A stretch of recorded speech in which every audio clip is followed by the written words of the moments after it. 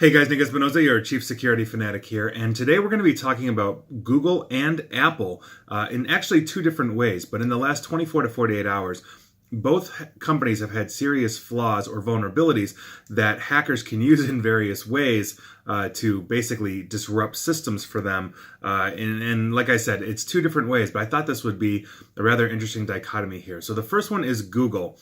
If you're not familiar with Kubernetes, it is basically their container management system that is one of the major components that runs the back end of Google's entire cloud infrastructure. Kubernetes is an open source development tool that was originally created by a Google team to do this. And they've got some competitors now like Docker and Rocket and a couple of others, but at its core, Kubernetes is what Google runs to manage their workloads across the entire platform. A major vulnerability was just discovered in that would allow hackers to gain administrative credentials and infect systems or inject malicious code directly into Google or anybody else actually that's running Kubernetes.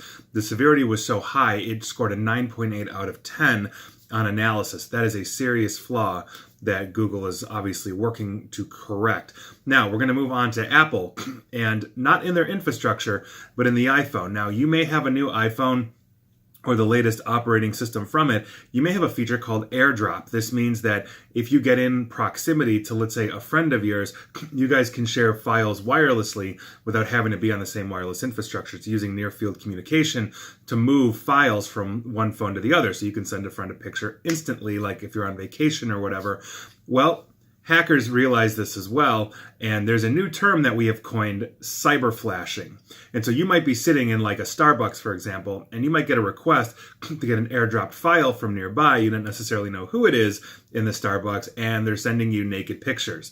They could also send you malicious pictures and other stuff. Now, some people have rejected those requests, but many have accepted to hilarious results on local news, which is where cyber flashing came from.